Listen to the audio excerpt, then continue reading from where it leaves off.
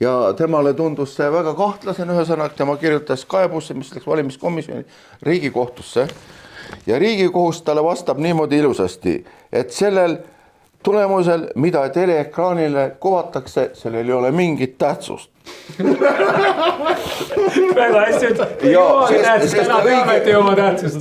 sest õige tulemus on õiges kohas ja õigete meeste käes ja temal ei maksa selle üle muretseda. Miks sa vaatad telekat lollakas? Usud seda, mida telekast näidatakse, mis sul viga on?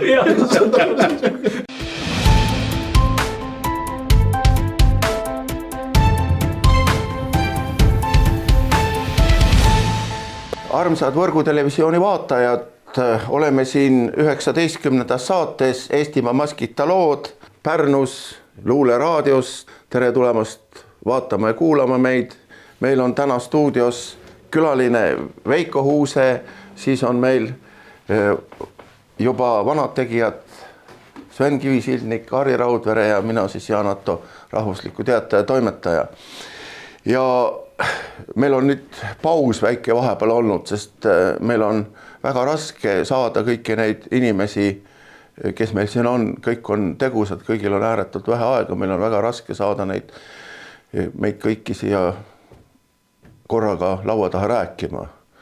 Ja minu käest on küsitud, et miks on vahepeal ei ole saadet olnud, siis nagu see on vastuseks, aga täna oli selline õnnelik päev, et me saime kõik, võtsime selle aja ja tulime kokku ja tulime rääkima.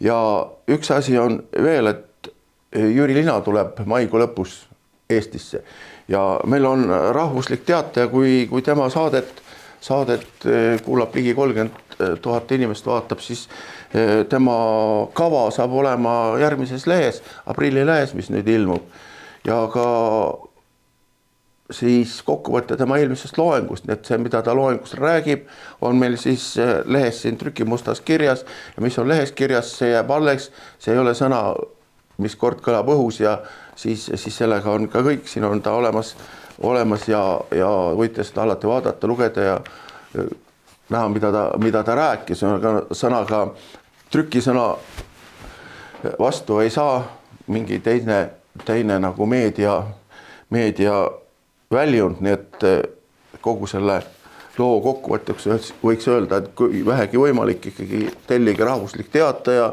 ja siis siit saate ka lugeda siis järgmist Jüri aprilli või maikuu kava, mis mai ja juuni alguses on ja ka tema loengu kokkuvõtted, kui teid Jüri Lina teid huvitas nii palju. Aga siis ma vabandan, tuleme tänase saate juurde tagasi ja meil on külaline Veiko Huuse ja tema siis alustab saadet ja räägib, miks ta siin on ja mida ta on teinud ja juttu tuleb üldse sellest, mis siin on vahepeal meil juhtunud, nii et. Tere, et tänan kutsumast, Jaan, meeldiv kohtuda Harri ja Sveniga. Et muidu olen sinu lugusid jaganud Fonte News uudistekanalil ja olen neid kuulanud nii palju kui võimalik. Aga endas siis nii palju, et olen mees, kes ei võitle, vaid seisan inimeste vabaduse eest ja teen seda siis kooskõlas elu algallikaga ja püüan siis ehitada või luua harmoonilist elukeskkonda ja ühiskonda.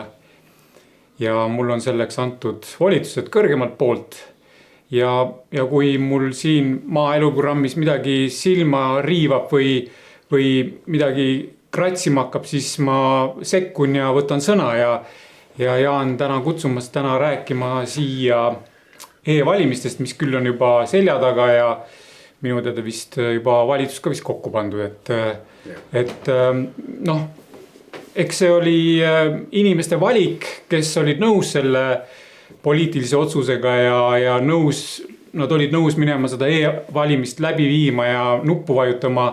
Mul on kahju selle üle, et meil on nii vähe teadlikke inimesi.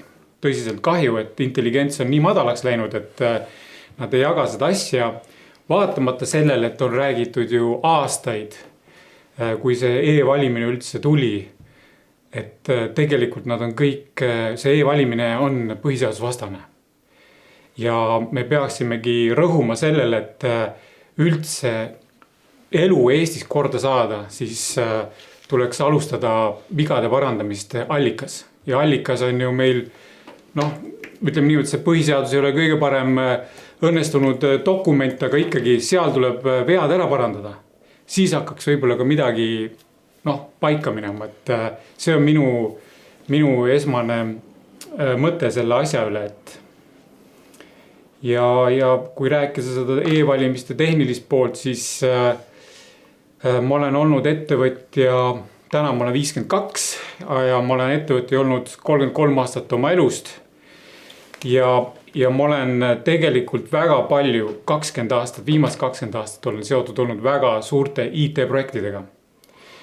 Ja ma tahangi rääkida oma kogemusest, et mul on tegelikult Jaaniga siin ennem arutseme, et kas mul on IT-alane haridus. Mul on IT-alane haridus ka kusjuures, alles 2020. Ma lõpetasin tegelikult rahvusvahelise ülikoolis, oli kaugõppes, tehisintellekti programmeerimine ja tehisintellekti projektide juhtimine. Ja tegelikult see on otsene nagu IT või arvutiprogrammide programmeerimine, et tee mingi algkoodi ja ehitan sealt asja ülesse, aga seal olid algteadmised sellest olemas.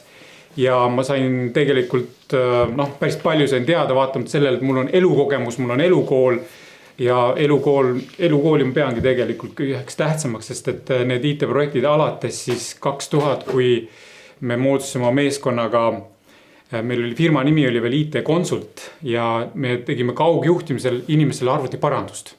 Lihtsalt inimene aktiveeris oma arvutiekraanil ühe äpi, läksime tema arvutisse ja tegime asjad korda. Ja sealt hakkas asjad arenema, kui lõpuks oli niimoodi, et me ehitasime üles online kasiino. See oli siis töötas Venemaal ja Ukrainas ja seal oli siis inimeste andmetega tegemist. Ja siis nagu tuli mängu see, et inimeste andmete turvalisus ja kõik need häkkimise probleemid. Ehk tegelikult, mis ma tahan öelda, et tegelikult see e-valimine on põhimõtteliselt ka inimeste andmete, nende usalduse nagu kasutamine. Ehk siis kui inimene paneb oma andmed sinna programmi sisse ja ta hääletab kellegi poolt, siis põhimõtteliselt peab olema turvatud ja sinna ei tohiks mitte keegi sekkuda. Ja nüüd ma jõuan pointini, on see, et inimesed ei saa või ei taha aru saada või mõista seda, et meie inimrass on kellegi looming, eks ole. Ehk siis see, kes selle inimrassi lõi, see saab ka sekkuda ja muuta, saab muutusi teha. Ja nii on ka kõigi selle IT-tehnoloogiaga, mis iganes, et kui inimene on midagi loonud, siis inimene saab ka seda muuta. Ei ole mõtet inimestele rääkida terve maailma peale, et me tegime e-valimisprogrammi ja sinna mitte keegi sekkuda ei saa. Et seal on turvakoodid, kõik on krüpteeritud, mis iganes tehtud. Ja need võtmed on hoitud turvaliselt, siis ütleme nii, et tänane maailm, kui on üles ehitatud pettuse peale, ainult ongi pettus igal pool, siis pole mõtet inimestele rääkida, meil on kõik turvaline. Meil ei ole siin turvalisust halli karva ka, sest et ümberringi on pettus ja selle, ma ei tahakski sellel tehnilisel poolel, eriti sellel e-valist peal nagu peatuda, sest et mina inimesena näen, et see on algusest peale olnud pettus. Siin on seotud inimesed, kes on petlikud ja kui see programm on loodud sellise inimese toel või rahastatud, nagu on Georg Soros, siis põhimõtteliselt, kes seda meest teavad, siis tegelikult tema ongi see, kes maailmas neid poliitikat reguleerib, rahastab, nukuvalitsuse paika paneb, nagu ta ka ühes hiljutises intervjuus, mis on ka Fonte Newsis muideks üleval, on, kus ta ütleb otse ajakirjanikule, et selle Afganistani ja Süüria ja selle asja enam vähem, aga praegu mul on käsil Ukraina ja Venemaa, see Ukraina likvideerimine, et ma täpselt sõnu ei tea, aga põhimõtteliselt oli see, et me muudame Ukrainas korda. Et praegu mul on see käsil. Et siin polegi midagi rääkida, et kui see e-valimisprogramm on Venezuela valimiste ajal, siis 2004 on see nagu alguse saanud, kui seal tehtigi selleks, et saada õige nukuvalitsus paika, siis see Smartmatic või mis ta selle programmi nimi on. Selle firma nimi just. Firma nimi jah, ja mul on siin väiksed märkmed tehtud, et selle firma omanikud, tegelikult see on firma registreeritud vist Hollandis üldse ja ta on hästi keeruliste süsteemidega see omanike suhe paika pandud, et jõuab tegelikult otsadega sinna, et selle taga on Sorose eluaegne parem käsi on siis see Lord või härra Mark Mallock Brown, nii et selline vend on kogu selle e-valimissüsteemiga seotud ja mina olen ka rahvuslik teataja, lugeja ja mul oli hea meel näha seda julget postitust siin, kus juures ma teadsin seda isegi, et kui Eestis viiakse e-valimisi läbi, siis e-valimise nimetatud turvalisuse eest vastutavad ja hoolitsevad siis tänase siis kas Kaja Kallas on nimetatud ju peaministriks ametlikult. Ma loen selle hiljem ette selle lõigu. Et sa ise loed selle, et see on nii põnev seos, et ma teadsin seda, aga sa märkisid ilusti selle ära, et sa räägid pärast sellest ise, et tegelikult kui need pusletükid nüüd kokku panna, siis tuleb niisugune pilt, et on pettus ja siin pole midagi enam lahata. Minul on lihtsalt küsimus see, et kui see asi on nii põhiseaduse vastane, seal põhiseadus pole sõnakeski e-valimistest. Seal on konkreetselt kirjutatud paragrahv 60, et valimised on ühesed, toimuvad ühel päeval ja seal pole pikka keerulist juttugi. Seal pole eelhääletamist juttugi, et miks meil tehakse nädal aega ja miks saab pidevalt oma otsust muuta ja e-valimised, kui ma olen ise teinud suuri IT-projekte, ma olen ka loonud 2 krüptovaluutat. Ja need täna toimivad väga hästi, mis on krüptovaluuta loomine, see on puhas turvalisus. Seal peab olema turvaline kõik, seal ei saa olla mingit eksimust, aga ka krüptovaluutadel on tagauksed olemas. Looja saab alati sekkuda. See, kes krüptovaluuta loob või blokiahela loob või mingi IT-programmi loob, ta saab alati muuta. Nii et inimesed peavad aru saama, et mitte miskit pole elus kindel, kõik on võimalik. Ma võib-olla loengi selle ette ja siis Sven ja Harri saavad ka kommenteerida muidu nad. Aga selline lõik oli siis meil märtsikuu rahvuslikus teatajas. Kindlasti paljud lugejad teadvad seda, aga on ka neid, kes ei tea ja siis ma arvan, et mul on põhjus see ette lugeda kõigile juba kord. Rahvuslaste nii-öelda sotsiaalmeedias saabus täna teave, et peaminister Kaja Kallas, valitsemiskomisjoni esimees Oliver Kask ja valimisteenistuse juht Arne Koitmäe kõik on kursuse kaaslased Tartu Ülikooli õigusteaduskonnast. E-hääletuse kasutusele võtu ajal oli 4. kursuse vend Norman Aas peaprokurör ja hoidis eos ära probleemid sulgudes koos kriminaalpolitseid juhtinud abikaasa kursaõe Krista Aasaga endine küll sulud lõpevad. Riigikohtu tsiviilkolleegiumi esimees Ivo Pilving on veel üks kodanik samalt kursuselt. Sulgudes TÜ õigusteaduskond 1994 kuni 1999. Ehk siis valimiskaebusi arutava kolleegiumi esimees juhtiva poliitiku hääli loeb tema kursavend, keda juhib teine kursavend ja Riigikohtus otsustab üle 3. kursavend.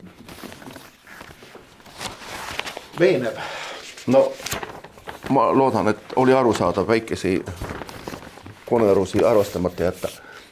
Nii, Harri, sul oli siin kibeles, ma nägin mingi küsimus tekkis vahepeal. Oi ei, no mida sa siin ikka enam küsid, küsimusi nagu polegi, sellepärast, et kui mõni asi on sul täiesti selge, siis mida sa ikka enam küsid. Sest kõik see, millest me just hetk rääkisime, on ju täiesti tuntud ja teada ja läbi aegad olnud tuntud ja teada.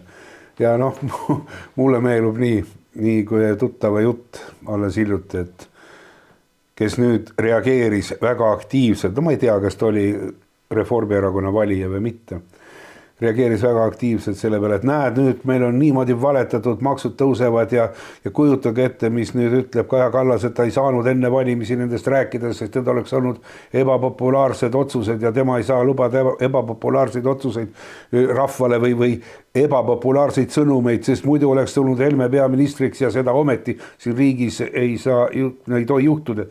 Ja nüüd me peaksime kõik need Reformierakonna valijad võtma kokku ja tulema tänavale ja ütlema, et miks te meid petsite. Ma hakkasin naerma, ütlesin, kuule, saad 2 patsiga poissi, no ja edasi. Ja ongi kogu see Reformierakonna valijad. No aga see selleks, vaata ka kõik meie erakonnad on tegelikult läbi nende aegade käitunud häbematult valesti. Need, kes on ka protestinud või e-valimiste osas või valimiste suhtes ja nad ei ole võtnud tõsiselt seda teemat kunagi laua peale, sest oma unistustes või soovis või naiivsuses, ma julgeks öelda, et naiivsuses, nad arvavad, et nad saavad valimistega endale nii palju hääli, et siis on kohe nagu võim kindlustatud. Loomulikult see nii ei ole. Ja e-valimised on vaieldamatult põhiseadusvastased, siin ei ole nagu mitte midagi rääkida.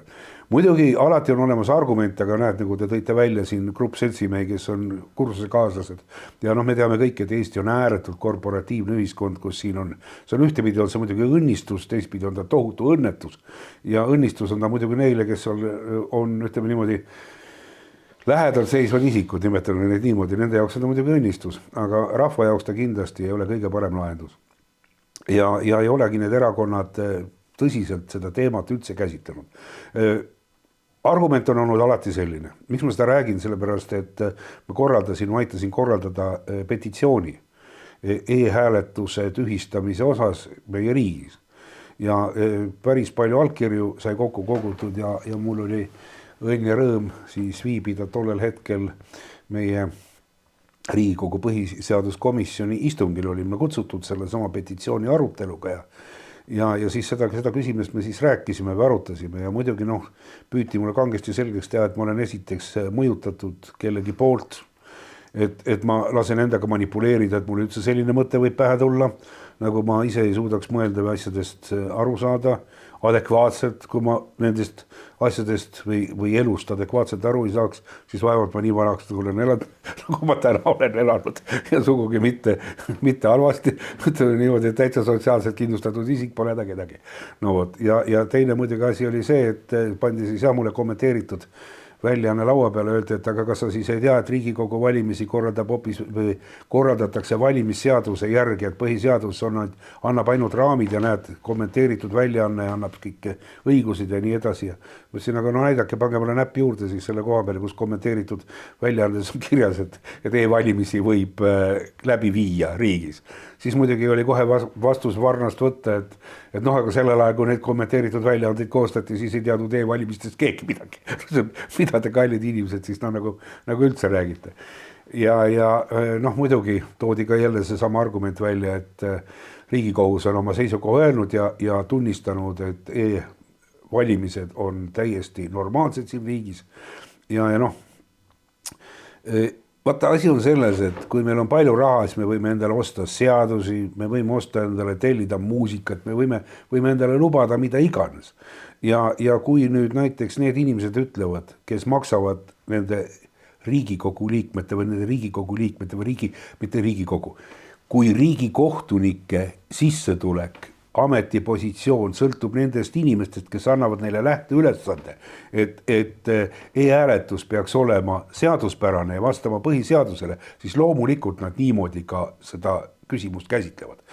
Ma olen praegu, ma ei oskagi öelda, mitu kohtuasja mul käimas on, kunagi sõimati mind fašistiks, natsiks, siis nüüd muudeti, ütleme niimoodi 180 kraadi suunda, öeldakse, et ma olen hoopis putinist ja kohtunik ütles ka, et putinistiks võib täitsa sõimata, see on täitsa normaalne, ei ole mitte midagi halba.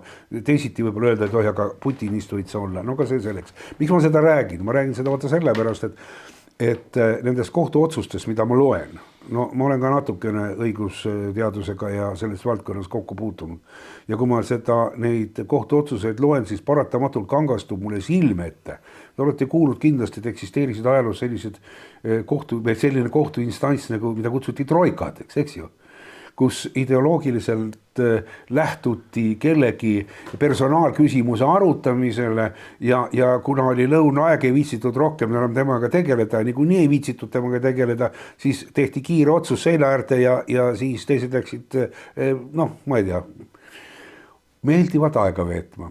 Ja vaata, mulle tundub, et nende kohtuotsustega on täna täpselt samamoodi, et kui sa riivad või oled sattunud mingisuguse ideoloogilise rünnaku alla, siis ei tähenda siin riigis õigus ega õiglus enam absoluutselt mitte midagi, sellepärast siis tuleb näidata, et sa oled see kaamel ja siin tuleb mustata kõikide võimalike vahenditega, mida tegelikult saab, nagu, mis on nende käsutuses, alates peavoolumeediast ja lõpetades millest iganes. Vaata, see on ka meie riigi jaoks ääretult ohtlik tendents, sellepärast, et kujundatakse ideoloogiliselt välja teatud seisukohad, mida hakatakse jõuliselt kaitsma. Ja kui me räägime siin nagu mingisugusest demokraatlikust debatist või konstruktiivsest dialoogist, siis ühesõnaga kõik need mõisted võib täna rahuliku südamega prügikasti visata, sellepärast, et tegelikult on see ainult enese rahustamiseks läbi viidud pläkutamine, millel ei ole sisuliselt mitte mingisugust mõtet, sellepärast, et lõpptulemus on juba ideoloogiliselt kindlaks määratud ja paika pandud. Ja tänu sellele käsitlusele võib valetada ajada rahvale siukest mulli, mida iganes, sest ei ole ühtegi reaalset jõudu, kes suudaks seda ümber lükata või vastu hakata, sellepärast et inimeste hirm on viidud juba sellisele tasemele nagu troikadelgi, et kõik teadsid, et jumal hoidku, kui me sinna hammasrataste vahele jääme, siis tehakse meid pulbriks, aga ma ei saa lasta ennast pulbriks teha, sest mul on mingisugune vastutus ka oma lähedaste ees pangalaenude näol, no mis iganes, eks ma pean olema sotsiaalselt madalam kui rohi, et mu pea välja ei paista, sest nii kui ta kõrgemaks tuleb, nii käib seda fikat tšah üle ja rohkem seda pead enam ei ole. See on tänane meie ühiskond ja võt, kui me jõuame nüüd selle sama hääletamise juurde tagasi, et see põhiseadusvastasus ja nii edasi, siis ei ole täna ühtegi adekvaatset jõudu, kes suudaks seda küsimust niimoodi muuta ja sest et sa ei saa juriidiliselt korrektselt mitte midagi teha, sest riigi kohus on andnud sellele oma hinnangu. Ja nii nagu öeldakse õigusriigis, riigikohtu hinnang, see on võrdne seadusega. Nii et probleeme on muidugi hulgaliselt ja tegelikult selles valguses hakata nüüd rääkima, et kuidas rikutakse või võltsitakse seda elamist, neid valimisi. See ei oma sellisel juhul enam sisulist tähtsust. Sest kui printsiip on vale, siis tehniline küsimus või tehnilised nüansid selle printsiibi lahkamisel ei oma ka mitte mingisugust tähtsust. Ja nagu öeldigi, et kutsume siis kõik Reformierakonna petetud valijad tänavale ja ütlesid tõesti, et võtke 2 patsiga poissi ja need tulevad ja kas need on petetud või ei ole või nad on nii kinni makstud, et nad ei tulegi tänavale, sest et nemad on riisunud koos teatud seltskonnaga koore. Nii et ma täiesti saan aru, mõistan ja tunnetan ja elan kaasa sinu emotsioonile, aga nüüd tekibki üks ainukene konkreetne küsimus, mis seisab mitte meie ees. Meile on pannakse nii diagnoos ära, aga ma räägin Eesti rahva ees, et mida siis Eesti rahvas täna tegema peaks hakkama, sellepärast, et oleme nüüd ausad. Kui me räägime milleski muust, siis paratamatult sildistatakse meid Kremli-meelseteks jutupunktide või edastajateks, mis iganes. Prigoosinlased verise kaamriga. Täpselt veel hullem, aga ühe mõistusega indiviidi jaoks saab igasugune informatsioon olla ainult kahene, kas tõene või väär. Kes seda räägib, see antud juhul ei omagi tähtsust. Iga inimene peab suutma aru saada, kas räägitakse õiget juttu või ei räägita õiget juttu. Aga jälle jõuame sinna, et kui sa saad ka aru, et sulle valetatakse, siis ei ole tänases ühiskonnas mitte ühtegi hooba ja ei ole ka ühtegi reaalselt tegutsevat erakonda, kes otsustavalt sekkuks vale levitamisele meie ühiskonnas. Seda ma tahtsingi öelda. Hei, Sven. No nii, ühesõnaga jõudsin oma järjekorra Sinu monoloog. ära oodata. Mina tahan teha kõigepealt paar tehnilist täpsustust, meil on põhiasjad räägitud, see on põhiseaduse vastane, see on ilmselgelt seotud Lurjus Sorosega, kes ei saa olla normaalne inimene, ei ole kunagi midagi normaalselt teinud, miks see peaks olema nüüd erinev, mis ta tegi. Ja Reformierakond, kes on meid valitsenud ligi 20 aastat ja keeranud kokku ainult kõige õudsemaid jõledusi. Ja ma küll ei näe, et Eesti rahva huvidest oleks seisnud, vaid pigem otse vastupidi, et see seltskond, kes seda teeb, on ise ääretult ebausaldusväärne. ja kõik täiesti nõus, see on ebaseaduslik, aga kohtus me ei ole saanud mingisugust õigust. Hääli, ma mõtlen elektrihääli, ei ole üle loetud, mis minu jaoks on juba ilmselgelt, kui hääli ei ole üle loetud, ei ole neid ju mingid valimised, see on mingi ususekti omavaheline rituaal, mida toimetatakse kultuslikult käpuli mingisuguse puusliku ees. See puuslik on mingisugune molekul tõenäoliselt, ma ei tea, keda nad, see mingi öökulli välimusega molekul, keda nad seal kummardavad. Tõenäoliselt kedagi ohverdades, ma loodan, et kasse, aga mitte midagi hullemat. Aga jah, see on sissejuhatus, et mina tahan siis 3 teemani jõuda: korruptsioon, revolutsioon ja kultuur. Aga enne tuua paar detaili, mis veel nagu, me oleme enne ka teinud e-valimistest saateid, aga pärast nagu nüüd, kus valimised on juhtunud, on hea lisada seda, kuidas käitusid meie need avaliku arvamuse graafikud. Täiesti ebaloogiliselt. Valimise ajal teatud parteidel tekkis selline muhk. Graafik läks üles ja ainult valimiste ajal väga kiiresti üles, väga kiiresti alla. Ühel väga pahal erakonnal tekkis lohk väga kiiresti alla, pärast jälle kiiresti üles ja just valimiste ajal. See Prigozhini infooperatsioon, mis on tulnud jälle väga ebameeldivast allikast. Toib, Sven, ma ütlen ühe asja vahele. 16. saade oli meil e-valimistest varalisem saade. E-valimise talvimasi, mis Eestis on toimunud. Jah, et selles mõttes me oleme, aga lihtsalt sellised anomaaliad nagu need hüpped ja laskumised graafikus, mis on ilmselge absurd, mida kunagi ei toimu muul ajal ja kui nad toimuvad valimiste ajal. Selle põhjuseks toodi see poliitiku infooperatsioon, mida ei nimetatud infooperatsiooniks, sest see on kommunistide leht ja loomulikult ajab mingit sooroslikku asja. Et kui ta ajab seda EKRE vastu, siis see ei ole infooperatsioon, aga nad pärast hakkasid plägutama täpselt samasuguse infooperatsiooni ja palju veel nagu jõhkramas vormis nagu Eesti selle Ukraina poliitika asjus. Siis millegi pärast meie vasak ajakirjandus ärkas ja mõistis nagu kommunistide lehe hukka. Siis oli see infooperatsioon. Järsku tekkis meie ajakirjanikele analüüsivõime, järsku vaakumist imbus välja terve mõistuse ilming ja hakati nagu selget juttu ajama üheks korraks. Aga kõik valimised olid juba läbi, kõik oli tehtud. Aga mida mina siin näen on see, et Jaan väga hästi sealt tsiteeris Rahvuslikku Teatajat seda ühe kursuse elementi. See on ju korruptsioon.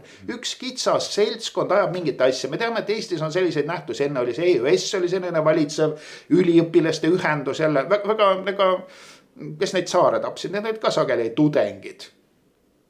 Tudengite organisatsioonid. Revolutsioonilised. Aga revolutsioon.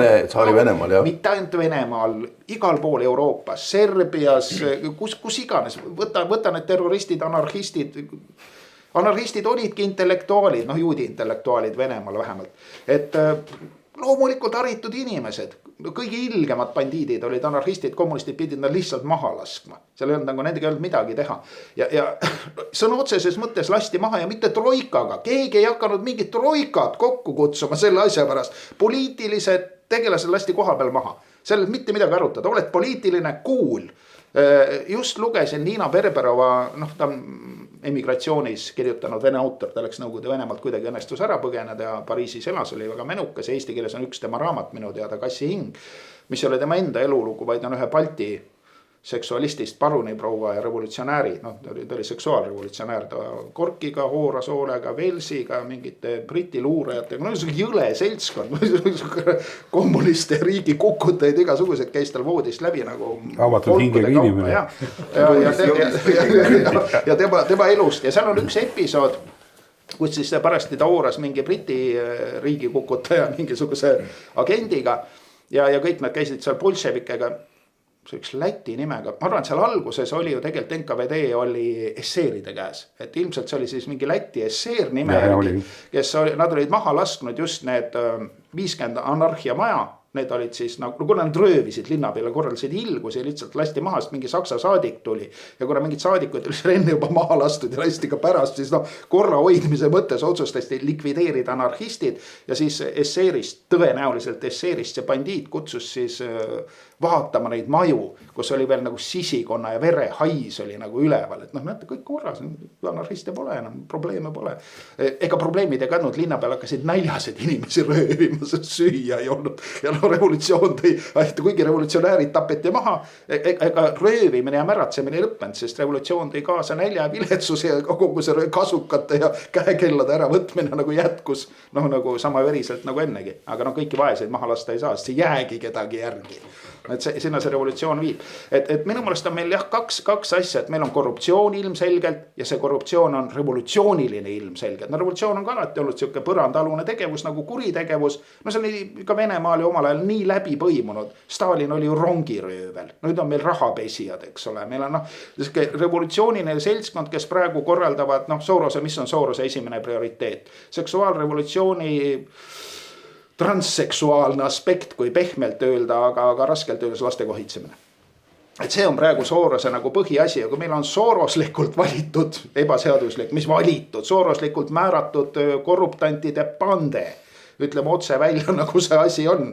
Nad ei ole valitud, hääli ei ole üle loetud, me keegi ei tea üldse, mina ei julge isegi inimesi süüdistada, ma vahepeal nagu aasin neid, valisite endale maksutõusu, makske, ega see kõik läheb sõda on hea, eks ole, on ju vaja tappa ja inimesi on liiga palju planeedil. See on parim tuluallikas. Ja, see on väga hea.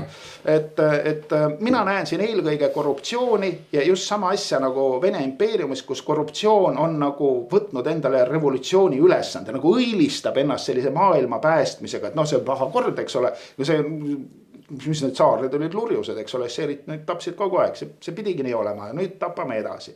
Ja teeme sellise helge ühiskonna, kus kedagi ekspluateerita, kõik hooravad, eks ole, kõik on üks suur kolhoos ja pole perekonda ega mitte midagi. Ja see sama asi käib ju, ole eraomandit, mida nad praegu teevad, kuidas ütleb Klaus Schwab, sul ei ole midagi ja sa oled õnnelik, lause on vits nagu teistmoodi sõnastad, aga täpselt see sama asi, mida rääkisid Trotski, Lenin, kõik see nagu revolutsiooniline seltskond. Et siin tuleb näha kahte asja, see on korruptsioon ja need korruptandid ja lurjused ja kurjategijad teevad millegi pärast revolutsiooni. Tavaliselt tehti revolutsiooni sellepärast, et keegi kuskilt maksis, mingid pankurid andsid nagu klotsi ja ilmselt tundub see jälle olevat see sama asi. See jõledus, mis praegu toimub haridusministeeriumis, kus üks revolutsiooniline minister on võtnud endale algharidusega nõunikuks kellegi noorseksualisti, algharidusega noorseksualisti, kes on kirjutanud Müürilehes mingisugust väärideoloogilist jampsimist. See on kõige ehtsam, kõige haigem seksuaalbolševism, mis meil siin toimub. Ja mis oleks selle nagu lahend või see vastukäik? Meil on ju kommunistid on meid valitsenud. Mina mäletan eelmist okupatsiooni, siis oli Nõukogude võim, kommunistlik partei, Vene ikka all olime, aga meil oli oma kultuur, näiteks Runneli ja paljude teiste, kirjanike tean paremini, Heino Kiik, väga aus, väärikas inimene. Eesti asja isegi Juhan Smuul.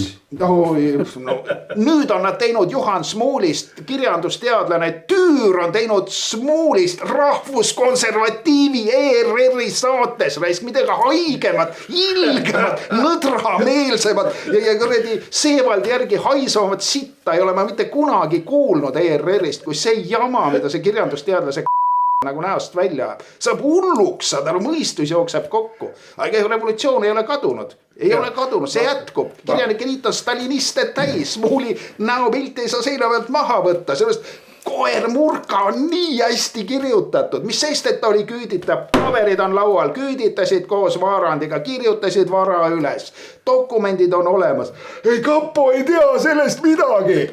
Türa, Kapo võiks lugeda Eesti Ekspressi, saab ka teada, kes keda küüditas. See on hullu maja, mis toimub. Ma tahtsin jutuga jõuda sinna, et meil kunagi oli Vene ajal kultuur eelmise okupatsiooni ajal, mis ajas Eesti asja.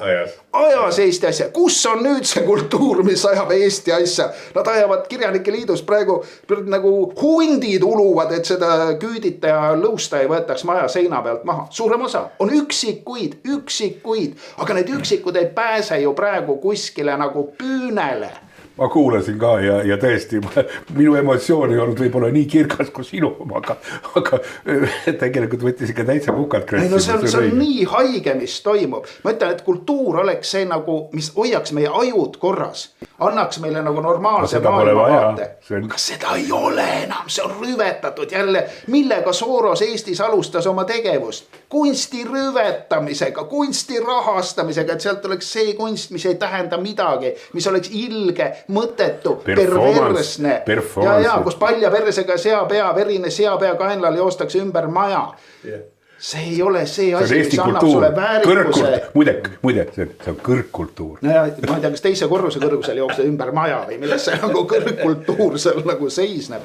Et jah, ma näen siin meeletut korruptsiooni. Ma näen, et see korruptsioon ajab mingit utoopilist, ilget, inimvaenulikku revolutsioonilist kalja.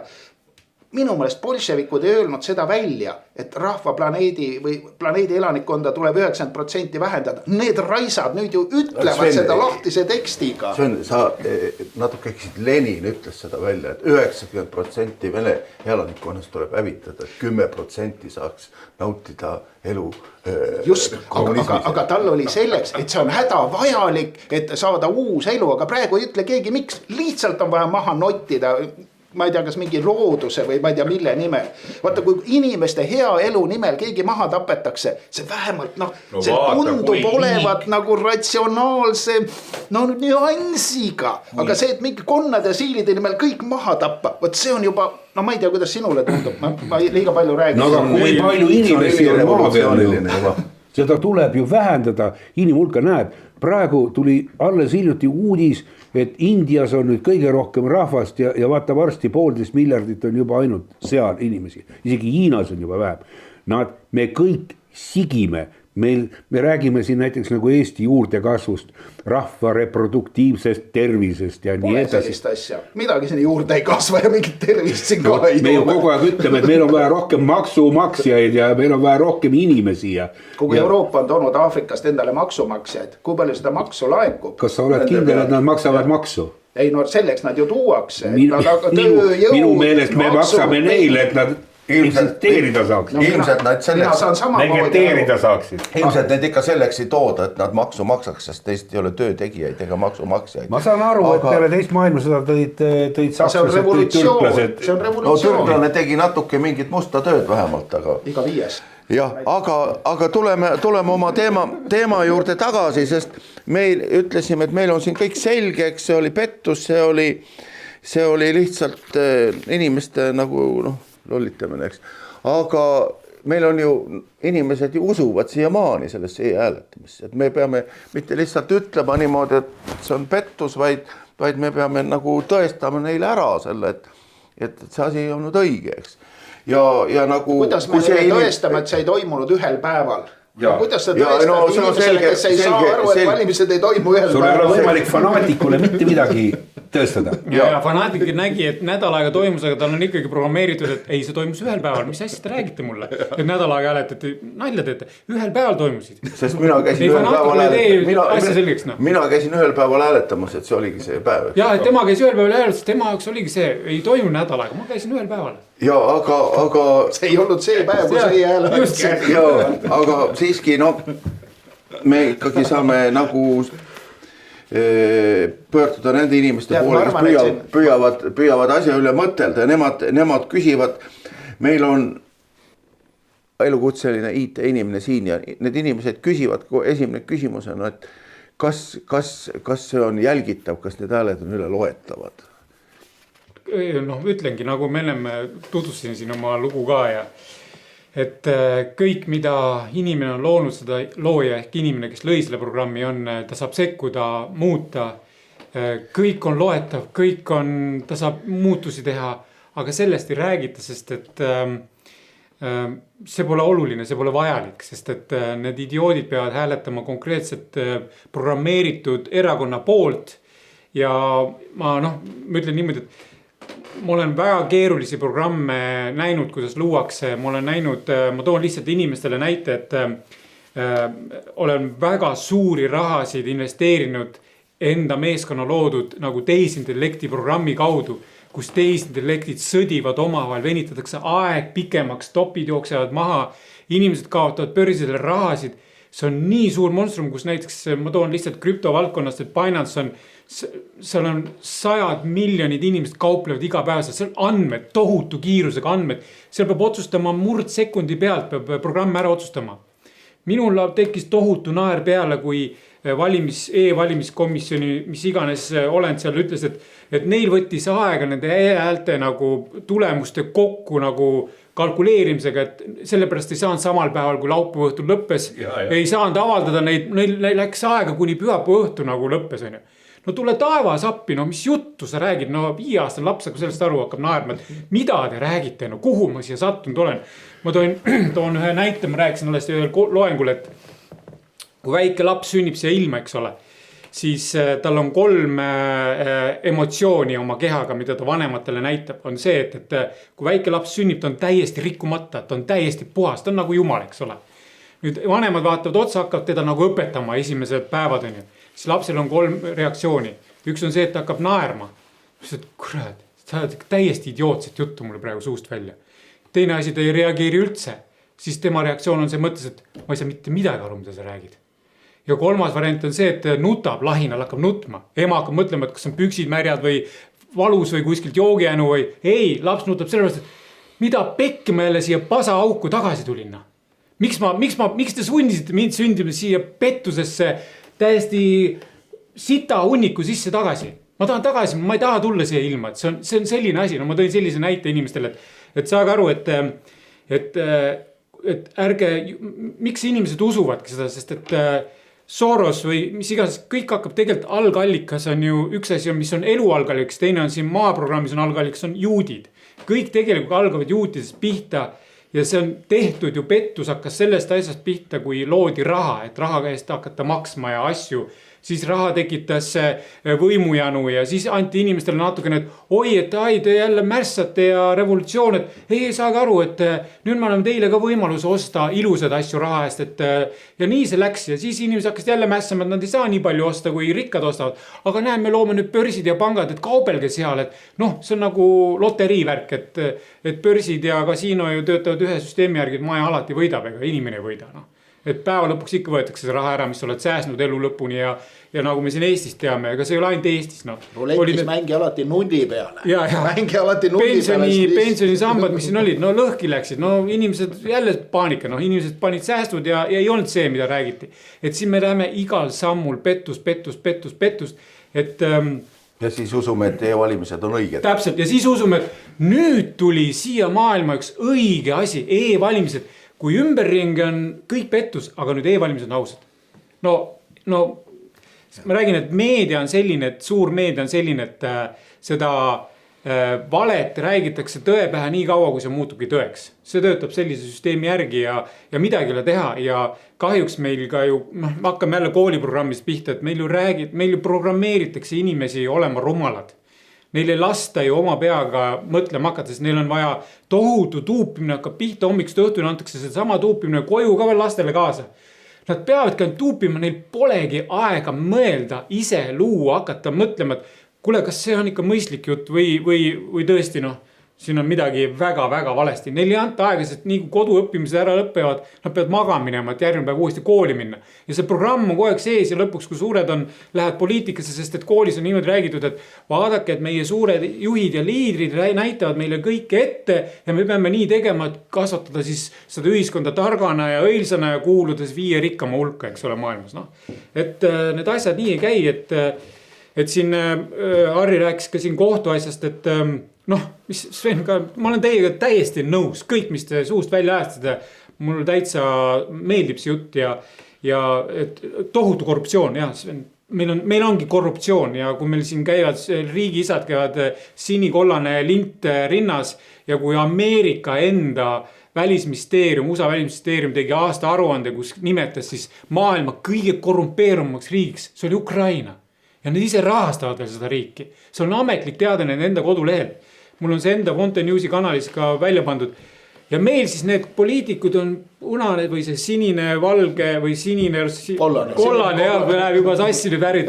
Käivad rinnas, vaata mu rinda, ma ei peagi midagi ütlema, ma olen korruptant. No. meil elab Riigikogus praegu üks Ukraina abistaja, kes kandis küünetehnikule 1,5 miljonit üle.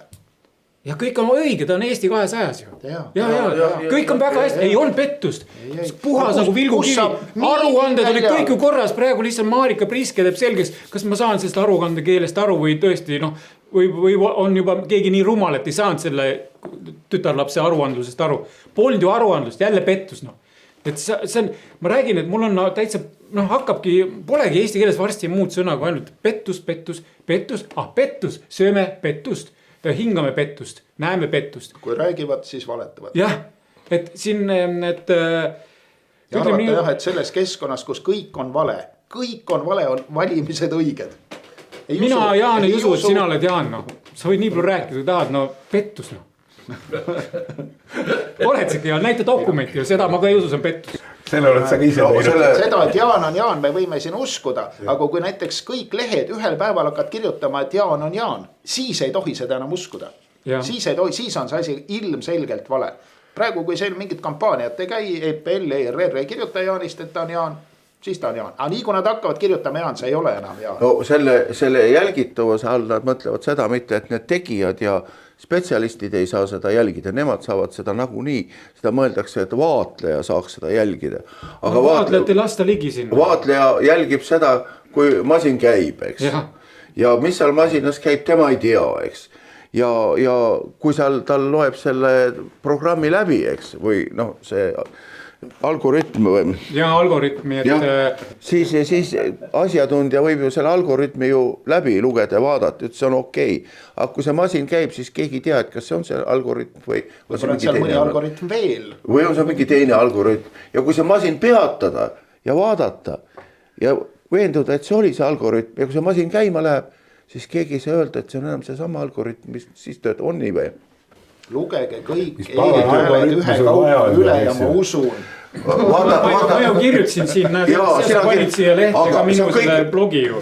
See on kõik õige, aga me peame sellele inimesele ka selgeks tegema, kes usub, et see kõik on aus, mitte ei ole pettus ja seda vaatlejad vaatavad igat häält, mis jookseb, kõik vaatlejad, kõik on õige. Me peame ka selle inimesele rääkima, et ta eksib. Me peame ka sellele selgeks tegema. Kui me siin omas mõttes ja arusaamises istume, siis me istume sellest nagunii edasi. Meil ei ole sellest abi. Kallis Jaan, sa aru ühest asjast. Seda ei ole võimalik neile selgeks teha. Inimene usub täpselt seda, mida ta tahab uskuda. Kes usub Jumalat, kes usub e-valimisi, kõigil on õigus uskuda. Ja vaat selle asja nimi ongi demokraatia, kus iga üks võib ennast siin riigis teha täpselt nii palju täis, kui ta ise enda täis tegemiseks vaeva näeb, sest see on tema õigus ja see on tema õigus uskuda ja ta usub. Ja see ei ole sinu, ei minu, ei kellegi teise võimuses tema usku kallutada, sest issand Jumal, ajaleht kirjutas, peavoolumeedia rääkis, sest ega nemad ju ometi ei valeta. Minu arust igasugust lollust on väga lihtne uskuda, kui elu on hea. Rootslasest uskusid sotsialistliku ila nii kaua, kui ei saanud enam kannatada ja siis valisid sotside asemel miskisugused natsid. Soomes juhtus see sama. Sotsialistliku ila täieliku absurdi ja kamariljat usuti nii kaua, kui elu muutus täiesti välja kannatamata. Ja läheb veel hullemaks. Ja läheb veel hullemaks. Aga meil võib elu minna ükskõik hulluks. Meil on e-valimised. Ja terve maailm imetleb meid. Me oleme eesrinnas. Igas asjas. Meie jääme globalismi ja liberalismi Vatikaniks. Sest kõik muud riigid lõpuks vajuvad kaoses ja tulevad sealt kaosest välja. Aga meie ei tule. Me oleme lipulaev. Ja meie jääme põhimõtte kindlalt oma hädasse, viletsusse, õudusse. Ja me oleme selle üle uhked. Ja lõpuks on meil ka veel lõppematu sõda, mis mitte kunagi ära ei lõppe. Jah. Kus see meid endid ära jävitas? Ma ütlen, et ma olen ka nagu Harri siin mainis, et kohtukogemusi on kõvasti. Mul on ka elu jooksul pidanud kohtutes kaitsma just väga palju enda au ja muid asju ja selle liidisüsteemi ülekohut. Ja nagu see EKRE käis ju kohtus neid valimistulemusi siis tühistamas ja kui see kohtunik Villu Kõve, kellega mul on ka omamoodi kogemus, ütles, et otsustas siis EKRE vastu, et valimistulemused kõik okei. sellepärast tuli see vastus, et ma ei tea, te luges seda tema vastust, et tal polnud nagu tuua mingit spikrit ette, et kuidas seda asja ikkagi tegelikult lahata ja ta pidi nõustuma sellega, et valimised on okei. Noh, ma ütlen lihtsalt inimese keeles nii lihtsalt ta seletas, et tal polnud kogemust. Kohtunik võib lähtuda sisemisest veendumusest. Ahah, noh siis... Klassiteadlikkusest. Sisemine veendumus tekitabki see, et kuna on valitsuses reform, siis tema palgaraha on ka kindlustatud, et ma pean selle veendumuse niimoodi sättima. Et see käibki niimoodi, et meil on nagu jälle ütleme, meil on nagu pettus, korruptsioon, kas meil on ka mingi ilusad sõna ka või ei ole, need on otsas. Revolutsiooniline südametunnistus oli see venelastel alguses. Selle asja nime oli revolutsioon. Kõlab juba paremini. Seadus ei ole, on täielik anarhia, keegi on vaja maha lasta, mille alusel? Proletaarse revolutsioonilise südametunnistuse alusel ja nii see käis. Tegelikult ongi nii, et kui inimesi ilma sünnib ja lapsevanemad peaksid ka koos lapsega mõtlema seda, et meil on elus ainult üks reegel. Tee teistele ainult seda, mis sa tahad, sulle tehakse. Nüüd sa tapad kellegi ära, sind tapatakse ära, sa pead arvestama sellega. Sa lähed kedagi kallistama, arvest sellega, et sind tullakse ka kallistama. Armastad kedagi, arvest sellega, sind hakatakse arvestama. Proovid tänava peal järgi kohe, ma olen kallistav. Aga kuna täpselt, Harri, ma jõuangi sinna, et kuna meie ühiskond on nii ära rikutud, sa lähed kedagi kallistama, siis ütleb, sa kippusid kallale. Vägistaja. Ja sa ei tohi känt õla peale panna, siis sa oled kohe pilastaja, mis iganes. Tuleb, vaadake, kui rikutud meie ühiskond. See on uskumatu pask, ütleme niimoodi. Et kuidas seda nüüd parandada, ongi see, et ennem siin arutasime, Sven, et tulebki plats puhtaks lüüa. Totaalne puhastus tulebki teha. Ega seda enam ei paranda, meie juht ei paranda ega poliitika ei paranda. See laheneb ise, mustus ja võitlus varisevad ise. See laheneb lõpuks ise, see koloss kukub ise kokku. Küsimus on see, et kui palju Eesti rahvas selle kolossi alla kinni jääb nagu maavärina ajal, et kas nad saavad sealt plehku või kukub see nii kokku, et nad jäävad sinna alla ja nad enam sealt välja ei pääse. See on väga suur ja tõsine küsimus. On. Ja see juhtub, ütleme niimoodi, mina kui teistmoodi inimene, siis ma tean, et see juhtub, meil aega ei ole olemas, see juhtub ja sellepärast peab põdema muretsema. Inimesed peaks tegema täna neid asju, mis on nagu ühiskonnale ja temale kasulikud ja hea, mitte see, et me lõppime selle suure meediajamaga, nõustuma iga poliitiku otsusega ja nii edasi. Tegelikult peaks elamagi, sa ütlesid väga hästi, et tegelikult tuleks tehagi iseendasse südametunnistuse revolutsioon. Muutagi iseendas, et hakata südamärgi elama hetkes, teha neid ilusaid asju, et elu oleks ilus, mitte nõustuma iga jutuvestjaga, ei pea ka, vaata ei pea ka meid kuulama, aga tunnetama, et kas see jutt on mõistlikum kui see jutt, mis Eesti Ekspress või Äripäev või Õhtuleht räägib või Delfi räägib. Ükskõik, aga on olemas terve rida välistegureid, mis seda inimest igapäevaselt mõjutavad. Kas ta tahab või ta ei taha ja ta peab sellega arvestama, sest et sa ei saa tõsta ennast kõrvale või tõsta ennast välja või ignoreerida seda, mis see keskkond sul iga päev kaela valab. Sa lihtsalt ei saa. Sa oled sõltuvuses. Tähendab, sa oled sõltuv nii majanduslikult, sotsiaalselt, eks. Sa oled veel väga paljudest teistest valdkondadest sõltuv sellest süsteemist. Kui ei muuda ideoloogilist baasalust, mis meie ühiskonnas täna valitseb, see sama, nimetame seda siis hea küll täna lihtsamalt, mõttemaailmaks, aga seda muuta, selleks on vaja julgust, eelkõige iga inimese julgust iseendas. Sa ütled, et kui ta võtab, ta peab julgema ja suutma seda teha. Inimene peab võtma kogu oma julguse kokku, et öelda, et Jumal lõi mehe naiseks või inimese meheks ja naiseks ja abielu on mehe ja naise vaheline asi. See on praegu kangelastega, kui sa julged seda. Ma kuulan praegu, kuidas me läheme nüüd kirikuga läbi rääkima, kuidas kirik suhtub sellesse. Kuulan ja mõtlen, et issand jumal, et kas mina olen siis lolliks läinud või ma olen täiesti maailma asjadest valesti aru saanud. Kirik, kelle dogma, üheks põhidogmaks ongi see, et mees ja naine. See on piiblis kirjas. Ja teine asi veel, eks ju. Mis siis veel? Seda ei pea isegi piiblis kirjutama, sest see ongi loodud, see on see, kes inimrassi lõi.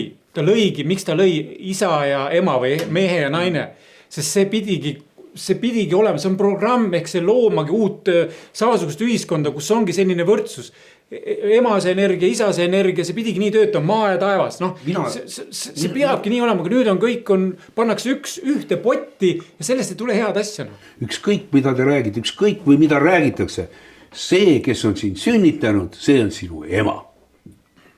see, kelle üsas sa oled kasvanud, see on sinu ema. Kõik lapsed me pidime valimistest rääkima, nüüd me oleme juba sinna välja jõudnud. No aga vaata, saad aru, see ei ole üks probleem. Üks asi viib teiseni.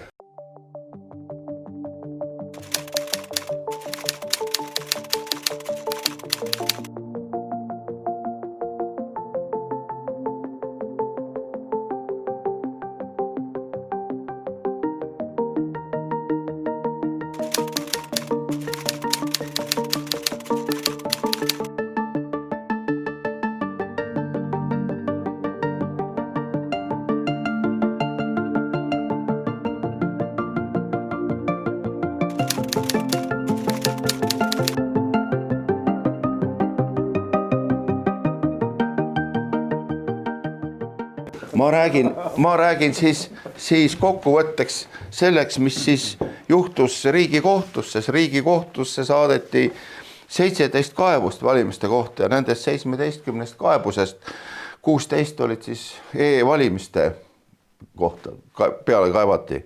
Üks siis ei olnud. Ja muidugi valimiskomisjonile kaevati, seal oli vist isegi üle 50 kaebuse, sest kõiki kaevanud edasi Riigikohtusse. Ja see on siis siin õige, et see Riigikohus vastab masinlikult igale väitele, et see ei ole põhiseadusega kooskõlas see e-valimine sellega, et viitab mingisugusele varasemale Riigikohtu otsusele, kus siis on öeldud, et see on täiesti kooskõlas. No seda me räägime kogu aeg. Ma ütlen, et 7 päeva on üks päev. 7 päeva on üks päev, jah, nende arust küll. 7 päeva on üks päev. Mitte 2 + 2 on 1, vaid 1 võrdub 7. See on kohtus nüüd paika. Jumal lõiga maailma. Ja sellepärast ma mainisin ka, et miks tehisintellektid majandavad kõiki meil finantsi, sest nemad otsustavad, mis on õige aeg. Seal ka juba aetakse sekund pikemaks ja päev pikemaks. Ja kui siin on ka juba, et 7 päeva on üks päev. Ahah. No Riigikohtu arvates küll, aga seal oli veel mõndagi huvitavat, mida te saate nagu kommenteerida kindlasti, kui soovite. Venelased, see Vasakpartei ja Oleg Ivanov, nemad siis mitte ainult ei hääletanud, vaid tegid oma häältest ka siis pildi ekraani tõmmise ja vist foto tegid seal valimisjaoskonnas ja said siis neid pilte rohkem kokku, kui hääli oli. Sellepärast istubki vangis praegu. Ja sellepärast istubki vangis.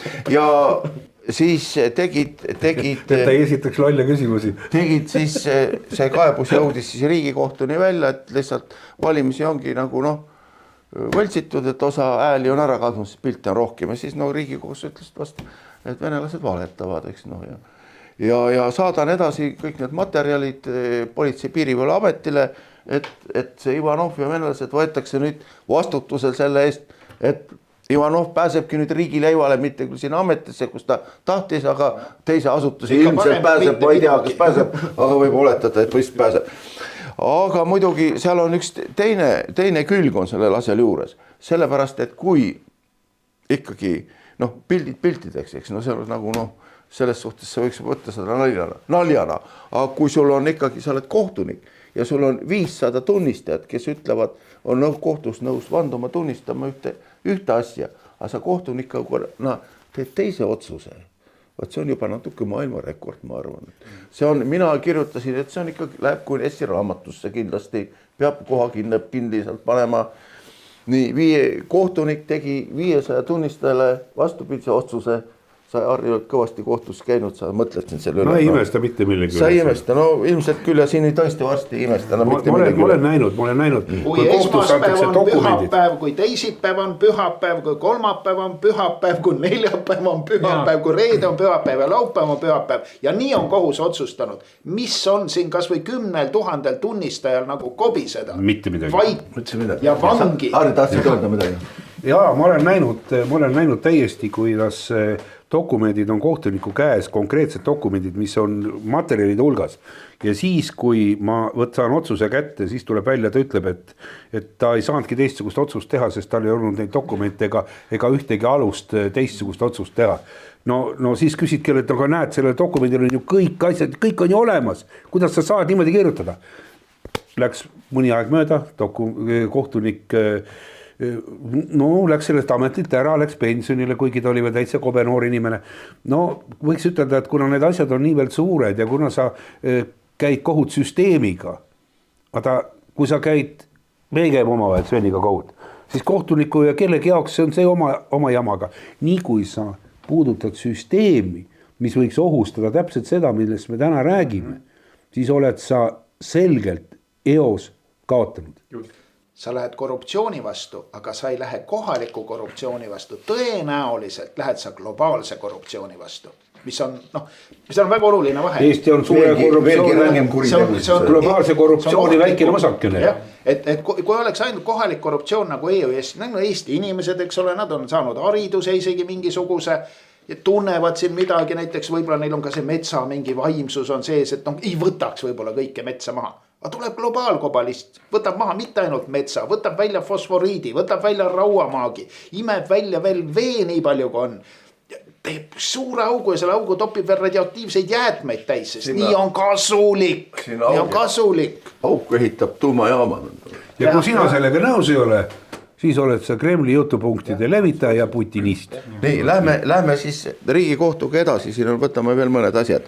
Seal oli kaebaja Märt Põder, siis, kes omas samuti IT-haridust, IT-oskust ja siis tema tegi nendele krüptokonteineritele, mida siis saadab see e-hääletaja sinna e-valimiste serverisse, seal on krüptokonteiner, see sisaldab seal veel tema isikuandmeid ja mingid, ma ei tea, mis andmeid veel vist kõik valimised on ju. Ta valis kesta. Ja valimisjaoskonnas, kus ta oli, sest e-hääletus on ju valimisjaoskonna põhiline, peab olema ju, sest on ringkonnad olemas ja tema siis saatis sinna 26 konteinerit, millel ta oli ise juurde pandud mingi digimärgise. Ma ei tea, kui võimalik see on või ei ole, nii kirjutatakse.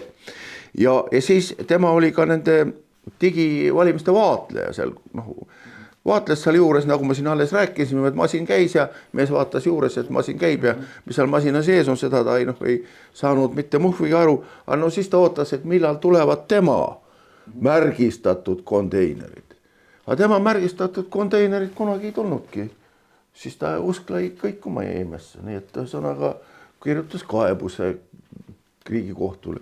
Riigikohus leidis, et kaebust ei saa arutada, kuna see ei ole õigeaegselt sisse antud, kuigi kuupäevaliselt on antud, aga jäi 2 tundi hiljaks näiteks ja siis jättis selle nagu kui esmaspäev on pühapäev, siis võib ka kell 4 olla kell 6 või kell 7 või 23 või 21, kõik on võimalik. Kuulake nüüd, mul on teile üks küsimus tarkadele inimestele. Ma hääletasin e-valimistel, arvuti kaudu hääletasin ära. Viimasel minutil sellel pühapäeval lähen ma valimisjaoskonda ja ütlen, et ma tahan ikka teise inimese poolt hääletada ja täidan paberi pealt ära ja annan ära selle asja. Kuidas minu e-hääl, mis ma olen seal kirja pannud, muudetakse ära ja kuidas ta üldse maha läheb? Just. Õige tähelepanek ja seda ma olen isegi teatud seltskonnas arutanud, et on vaja kontrollida, et need, kes läksid lõpuks hääletama sedeliga, kas nende hääl tühistati või muudeti? Või kuidas ta saab tühistada seda, kui enne seda on e-hääled juba väidetavad? Täpselt. Ja me jõuamegi sinna, miks neid ei avaldatud laupäeva õhtul, vaid oodati ära pühapäeva õhtuni. Sest et teha vastavad korrektuurid vastavad vajadusele. Just. Ja jõuame sinna saaselt, et nad oligi, sest kõike muudetakse, saab muuta ja ärgu jumala eest keegi räägiga, et kui IT-projekt on valmis tehtud, seda enam muuta ei saa. See on laus vale, nii et see on... No Eerik-Niiles Kross alles ühes viimases esinemises, mida ma juhtsin kuulama, ütles ka täpselt, et kõike kontrollitakse, kõike luuratakse, kõik on teada, kõik on kontrollitav. Kuidas siis valimised ei ole, kui Reformierakonna, ütleme niimoodi, üks peaideoloogidest seda avalikult rahvale tunnistab. Tõmbame väikse paralleeli. Mina saan aru, et mitte ühtegi postkasti, mitte ühtegi mingit internetikeskkonda ei ole, meil ei oleks tagauks, kuhu saavad luurajad sisse. Absoluutselt. ja keegi tahab nüüd öelda, et Sorose rahaga tehtud mingisugune valimismasin on ilma tagaukseta. Kuule tead, kui me räägime, majandavad erafirmad seal. Kui me räägime sellest valimise programmist ja sellest suurest jutust, siis sa saad väga hästi aru, et tegelikult piisaks ainult Exceli see sisse löödud valemitest, et teha see asi hetkega kõik korda. Ei ole üldse probleemi, ei ole vaja mingisugust huipu miljoneid maksvaid programme ja mis iganes. Tavaline Exceli programm lahendaks selle asja ideaalselt. Ei ole vaja teha valimisreklaami, tuleb valida nii nagu igal pool normaalsetes riikides valitakse ja need on valimised. See, mis meil on, see lihtsalt ei ole üldse valimised, mitte ainult põhiseaduse mõttes, vaid ka terve mõistusega praktikate mõttes, mida kasutatakse. Oleks pühapäeval pabervalimised, siis kujutage ette, meil polekski täna millestki rääkida. Just.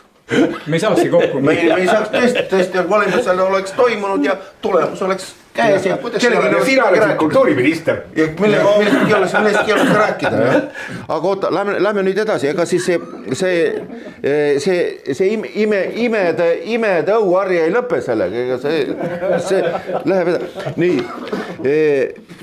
kaebaja Alar Aihe on siin. Aihe kirjutatakse. Saksa keeles mõeldakse Aihe. Siis tema kuulis kuskilt, et on olemas selline rakendus, et saab selle alla laadida ja vaadata, kas tema hääl on ikkagi laekunud servesse ja selle kandidaadile, kelle poolt hääletas. Nii Alar Aihe laadis selle rakenduse alla, hakkas seda häält vaatama ja ei näinud mitte muhvigi. Silmad haige. Ja siis muidugi Alar Aihe pettus ja kirjutas kaebuse. Ja kaebus muidugi jäeti läbi vaatamata, sest Alar Aihele vastati, et kuidas sina ei näinud, sest tuhanded juba nägid ennem sind. No, valimised on salajased, loomulikult tuhanded näevad sinu häält. Tuhanded nägid ennem sind oma häält, mida nad saatsid serveris, kasutasid seda rakendust ja nägid ja sina ei näinud. Tuhanded inimesed on surnud ka, mida me sellest järeldame. Kusjuures seda häält saab vaadata ainult 30 minutit, et see on sinna läinud. 31. minutil enam ei saa. Peaks ikka saama. No ma ei tea, ka ei saa. Niimoodi on demokraatia kestab 30 minutit. Ei, 30 minutit kestab demokraatia. Praegu 30 minutit edasi läheb jälle pettus. Kodaniku vabadus kestab 31. minutil enam ei saa. No ma ei saa aru, mis kasu selle. Tegitati see turvaline auk 30 minutit, et nüüd on kõik inimesed happy'd, õnnelikud. Nii, kaebaja Martin Randma siis kirjutab, et kui e-valimised ära lõppesid, siis laekus e-hääli veel edasi kokku arvamata hulgal, et kuidas see võimalik on. Ja temale tundus see väga kahtlasen, ühesõnaga tema kirjutas kaebusse, mis läks valimiskomisjoni Riigikohtusse. Ja Riigikohus talle vastab niimoodi ilusasti, et sellel tulemusel, mida teleekraanile kuvatakse, sellel ei ole mingit tähtsust. Väga hästi, sest õige tulemus on õiges kohas ja õigete meeste käes ja temal ei maksa selle üle muretseda. Miks sa vaatad telekat lollakas? Usud seda, mida telekast näidatakse, mis sul viga on? Mis te seal istute kõik tead, loete ja ootate oma hääli või oma tulemust, eks ju, kõik sellised valimispeod ja puhad ja eks ju, mis seda istute seal? Kõik on seal, kus vaja on, nii nagu peab, minge laiali. Vaadata pole siin juba tulemus on õigete inimeste käes. See on tõesti hea meelelahutus. On sul veel seal midagi sellist? Aga siin kohus näitab oma taset. No kohus on kohtu otsused. Siin on numbrid küljes, sa võid kõik ise minna ja lugeda sellega. Kohtul igale küsimusele on vajalik vastus. On kange kraam. Absoluut. Nüüd et selge peaga seda ei seediks. No ja Jaan, sa esitasid küsimuse, kuidas me teeme selgeks, kui see ka ei tee selgeks, mis toimub.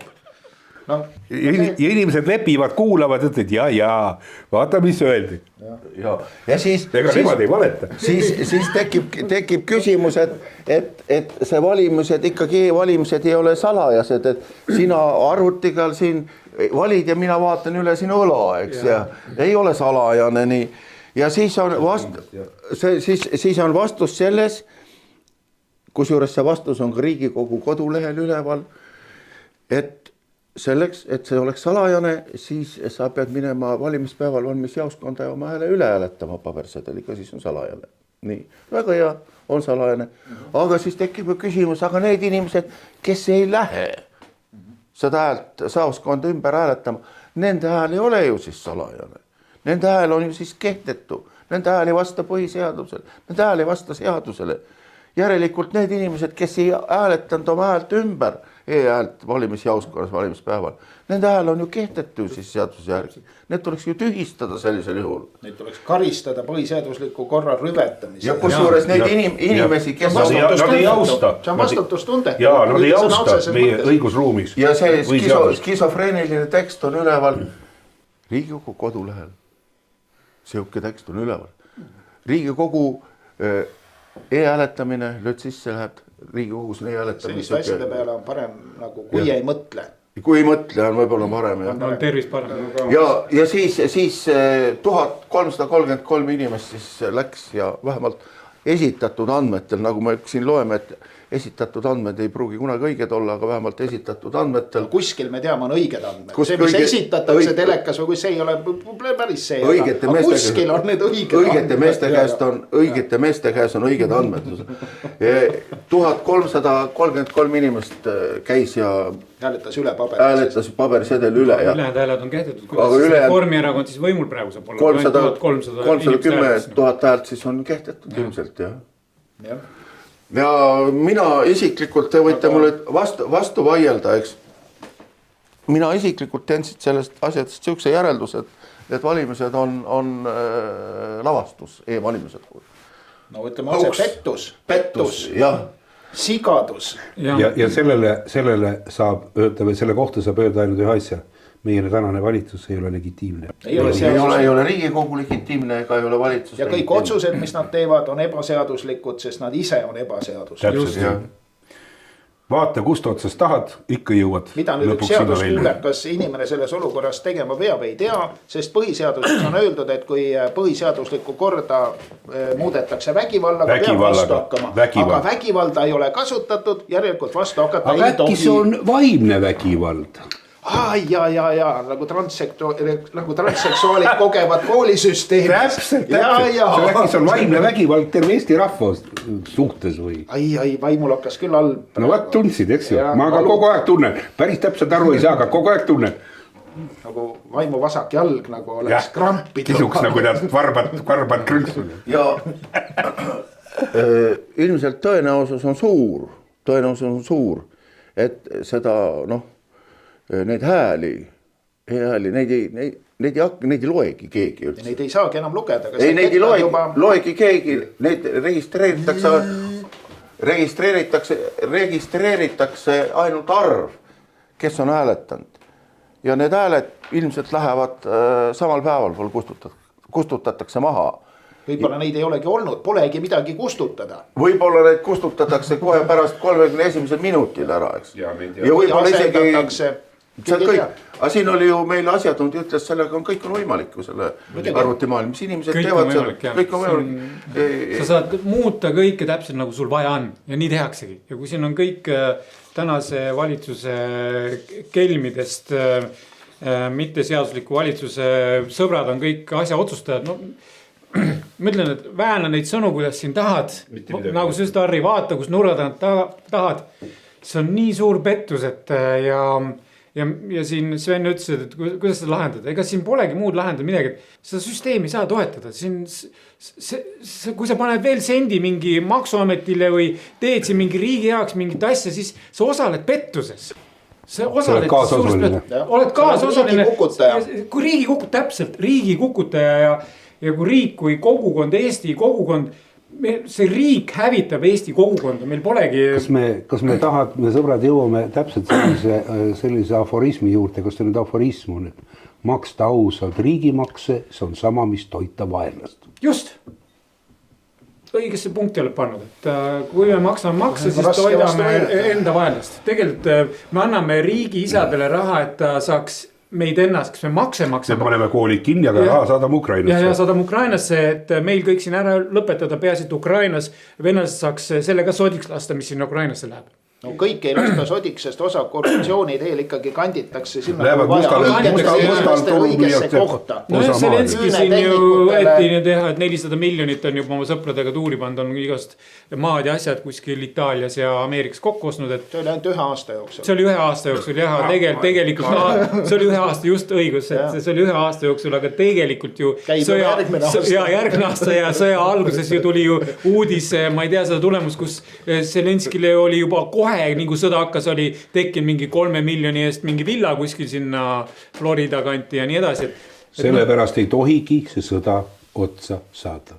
Ja, mis nüüd need inimesed, kuidas nad hakkama saavad, kui neid enam maksumaksja ei toeta ja nad ei oska ju midagi teha. Tuleme nüüd Ukraina sõja juures tagasi siin ja tõmbame otsad kokku. Üldiselt on kahtlus, et nende sellel nagu päeval, millal need e-valimised lõppevad ja tulemus nagu kokku arvatakse, siis tuleb keegi mees ja tal on arvuti sees mingi täiesti puhas, uus, täpne, vajalik tulemus. Lastakse lihtsalt, kõik see, mis ennem oli, arv on teada, palju hääletas, aga siis see, mis toimus, seal lastakse mingi uus tulemus sisse. Nüüd üks anomaali oli veel, mis läks meelest ära. Sellest kirjutati uutes uudistes, mina ei ole üle kontrollinud, ma usun, et see päris täpselt nii ei ole. Aga ühesõnaga mõte oli selles, et kui keegi teab, eks ole, EKRE kandidaadi paberhääli ja korrutab selle läbi koefitsendiga, oli ta 0,2 midagi, ta saab kätte e-hääled. Ja kui ta teab Reformierakondlase, eks ole, selle kandidaadi paberhääl ja korrutab selle 0,6-ga, siis ta saab kätte need e-hääled. Osad sai kindlasti rohkem, mina usun, et see täpselt nüüd nii oli. See autor ütles küll seal, et Ida-Virumaal oli teistmoodi, aga et mujal on ta noor või vana, Tallinnas või Tartus, igal pool see 1%. Suhe on 1. Jah, suhe on 1, jah. Aga ütleme, sarnase tähelepaneku tegin mina siin Pärnus kohalikel valimistel. No, need numbrid olid proportsioonis, et EKRE need, kes siis said hääli, said iga, ütleme 2,5 paberhääle kohta minu meelest umbes 1 e-hääle ja Reformierakonnal oli 1 e-hääle kohta siis umbes nagu vastupidi või isegi rohkem. Et need proportsioonid olid väga sarnased. Nad ei olnud päris täpselt ja ümber pööratult. No, aga see ju, ja kõigil kandidaatidel enam-vähem ühtemoodi ja mõlemil parteil nagu oma kvoodi järgi. Et see tundus väga veider. See tundus väga veider, aga ma ei võrrelnud teiste maakondade ja sellega. See ju kinnitab seda väidet, et see on lihtsalt algoritm, see on algoritm. Võib-olla ta natuke varieerib seal kuigi palju. Lihtsalt lavastus. Kustutatakse kõik maha, umbes arv on salvestatud, palju on hääletanud ja kes on hääletanud. Ja siis lastakse uus puhas värk sisse kõik see tulemus, mis on nagu täpselt teil vaja. Keegi võiks selle korralikult üle arvutada ja vaadata, kas see nii on. Aga mina vaatasin, silt tulbad on ju kõrvuti, eks ole, kohalikel valimistel ja näed seda. Sa näed, proportsioon on nähtav. Selleks on mingi matemaatika geenius. Ja kui keegi teine näeb veel sama asja, siis see karjub silma, et ma arvan, et seal on tõetera sees. Aga see tahaks matemaatikat ja korralikult. Ma kaldun ka seda arvama, et põhimõtteliselt on niimoodi inimesed käisid elektroonilist hääletust tegema, need hääled läksid mutiauku. See oli juba algoritm oli juba seal paigas juba. See oli juba kõik juba paigas, lihtsalt jah, näideldi. Sa ütlesid väga õigesti, see oli näitemäng, väga kõva näitemäng, show, nagu see elu on. Jah. Aga näitemäng võiks olla ka hea eesmärgi, kui ütleme, et on kuskil sellised Eesti patrioodid seal arvuti juures ja vaatavad, et Eestil oleks kõige parem see partei ja moonutavad, teevad näitemängu. Kas sa ei loe mu huultelt? Head eesmärkide nimel ongi. Meie jumal on raha. Täpselt raha, see on ju headel eesmärkide. Loe mu huultel, raha on kõige tähtsam. Viie rikkama riigi hulka, aga muudkui kukume ja olemegi. Me ei saa ju. Aga ütleme, et see on ikkagi, see näidend on ikkagi, selle näidendi taga on korruptsioon ja globaalne korruptsioon ja revolutsiooniline korruptantide märatsev jõuk, kes lihtsalt ei taha raha varastada, vaid tahavad selle varastatud rahaga korraldada maapealse põrgu, kus sul ei ole midagi, kus kohitsetakse lapsi ja kus tuleb totaalne sõda. Kõige parem on omada riigieelarvet. See on kõige parem äri. Nojah, ega suuremat ei ole vist võtta. Simboli Hamburgid kindlasti mitte. Võib-olla erafirmadel on suurem, aga nende raha ei saa kätte, aga vaata maksumaksja raha selle saad kätte, kui sul on häälemasin. No muidugi. Ja. Algoritm on lähtekood. Kui sul on oma algoritm, siis oled sa tehtud. kas te olete tähele pannud, et kõikidel tõstetakse makse, igasuguseid makse, kas välispankadel on midagi tõstetud? Kas välispankadel on mingit maksu tõstetud? Ähvardati. Et nad ei saa enam raha niimoodi välja viia, nagu nad siiamaale viinud on. Et sellega tehakse midagi. Ma täpselt ei oska sulle öelda, aga selline infokild liikus läbi, et hakkame vaatama seda asja. No see võis olla uitmõte ja viga. Aga nagu näiteks, kui sa nüüd tõid välispangad, siis ma näen, kuidas iga päev tümitatakse hoiulaenuühistuid, et need on need kurjuse pesad, kus inimesi nööritakse ja jumala eest ärge sinna oma raha pange, ärge üritage hoiulaenuühistutega mitte midagi teha, tooge raha välispanka, siis on teie rahad või raha kindlalt kaitstud. Aga ma tahaks tagasi tulla selle juurde, et no mida nüüd nagu teha, et okei, see on väga mõistlik mõte, mitte maksa makse. Aga kuidas seda nüüd nagu niimoodi teha, et nagu maksuamet sind nagu ei hakka käsi väänama? Kui on üks inimene, siis oled sa sama hästi kui surnud. Kui on 10, siis on täpselt samamoodi. Aga kui on 10 000, vaat siis on juba probleem. Aga vaata, oli ju ja kui on 100 000, no siis on ikka täitsa hullu. Kui palju oli neid politseinikuid, sõjaväelasi või arste, kes läksid töölt ära või üritasid nagu vastu hakata sellele süstimissurvele, sellele genotsiidile, neid oli väga vähe. Et kas sellele maksusurvele nüüd on rohkem inimesi, kes sa ei saa ühtegi inimest sinna taha. Mina arvan, et tuleb leida mingi teine alternatiiv, näiteks mitte teha tööd. Eks ole, kui sa tööd ei tee, siis esiteks sa ei saa maksta sellepärast sul ametikud niikuinii ei tee tööd. Sa mõtled, kõik planeeringu tähtajad lähevad üle, kõik lähevad üle. Saad aru, nemad käivad, võtavad palka, aga tööd nii, nagu nad peaksid tegema, nad enamus neist ei tee. Muide, ei saa kõigi kohta öelda, osad teevad väga hästi, aga rõhu enamus ei tee oma tööd täpselt nii, nagu nad peaksid tegema ja nad kõik varastavad. Ja nad kõik varastavad, kui mitte midagi muud, siis tööaega. Absoluutselt õige. Aga mõtlen, üks asi on ikkagi veel, et no kui sa oma raha kulutad, no kui sul peaks raha olema ja sa seda kulutad, no midagi sa pead nagu tegema, et osta näiteks süüa. Võib-olla sa osta tuttavalt talumehelt, mitte nagu mingisugusest globaalselt ketilt või mitte mingi globaalse tootja mingit mürgist asja, vaid noh, võib-olla selliseid lihtsaid asju ikkagi, et proovida nagu seda raha hoida nagu sellest valitsusest eemal. Tekitada selline kogukondlik lokaalne raharinglus. Ja sularahas hakkad arveldama meie eraisikuna, sul pole vaja juriidilist keha teha, sest et nii kui sa teed juriidilise kehas, oled kohe aktsiaselts Eesti Vabariik tütarettevõte ja siis nad sind kiusavad igast kandist. Aga ongi vaja tulla sellest ettevõtlusest välja niimoodi, et juriidilisest ettevõtlust muutagi, sest juriidiline keha on tegelikult on fiktsioon, sa oled ikkagi oma keha ja näo seal. Miks ma panen selle fiktsiooni sinna siis? Hakkamegi arveldama sularahas, eraisikud oma vahel pole mingit ettevõtet ja toimibki, ongi see nagu sa Harri mainisid, kogukondlik elustiil ja noh, see noh, kuna ma olen selle Vaba Eesti eestvedaja, siis ongi siin on väiksed pundid tekkinud, kus arveldavadki kaubaga või siis sularahaga ja ongi sellest ettevõtlust välja tulnud, aga meid ei ole palju, sest et andke andeks, kui palju Eestis on palgalist tööjõudu, mingi 300-400 000, noh circa meie elanikkond arvestas. 150 kolmandik on riigi palgal. Just, näed, lugesid mu sõnadest. 150 000 tegelevad riigi ettevõtete ehk neid teenindavate ettevõtetega. Need jumal eest ei pöördu ära, kaotavad ju kõik ära, nad ei oska muud moodi elada. Nad ju varastavad, ärastavad ja saavad niisama ja pea tööd ka tegema, saavad palka. Nad ei loo lisaväärtust. Nad ei loo, täpselt Harri, nad ei loo üldse mitte midagi. Nad teevad seda, mis saatan ees ütleb. No. Vene ajal oli väga lihtne, nõukogude ajal. Olid töölised ja olid teenistujad. Tööline lõi lisaväärtust. Oligi ta siis milline ta oli või mis kvaliteediga, eks. Ta lõi mingit väärtust. Teenistujad. Need olid lihtsalt parasiidid. Täpselt tarbisid seda, mida ühiskond, teine osa ühiskonnast lõi. Ja. Ma kalduks ka teemast kõrvale siin lõpetuses räägiks Rahvusringhäälingu tööõnnetusest, mis juhtus. Siin kuskil enne valimisi kajastas Rahvusringhääling Eesti 200 suurkogu ehk üle-eestilist kongressi. Ja mis pilt seal oli mitmesaja kohaline saal oli ja seal 2-3 esimeses reas istus trovikond inimesi. See oli siis selle kohalik partei aktiiv. Ei, see oli terve üle-eestiline suurkogu. Nii, mina panin pildi seisma, lugesin üle, 40 inimest ma ei saanud, ma ei tea, palju ma sain. Nii. Siis on, mis on kokkuvõte, selline suur jõud valitseb siis nüüd meie üle, Harri, alates nüüd sellest uuest valitsusest. Millegipärast meenus muinasjutt Ali Baabast ja 40 röövlist. No täpselt nii praegu on ka. kuidagi jah, väga haakub.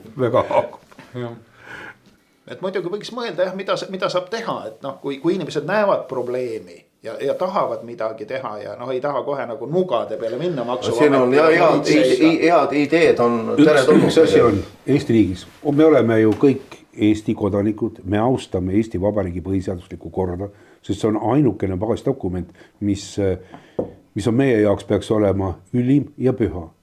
Mitte kommentaari. Ja jumal võitku selle eest.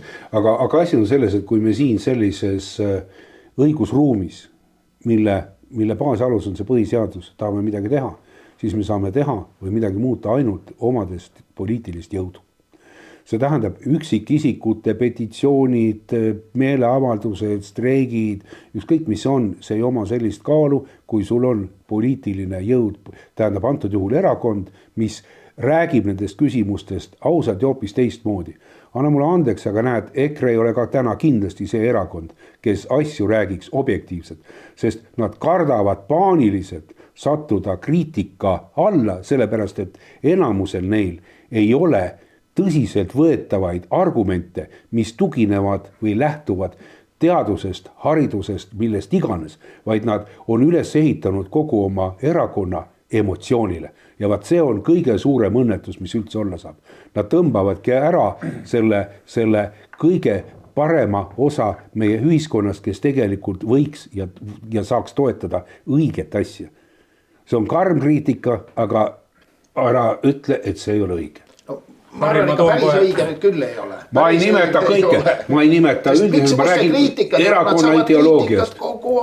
Kogu aeg saavad kriitikat, kas nad siis ilmaasjata saavad, ei saa ju ilmaasjata, ikka millegi. Lahendused pakutakse välja emotsiooni baasil, ei ole seda, mis tegelikult reaalselt oleks suuteline muutma. See elektri hind 3 senti on reaalne.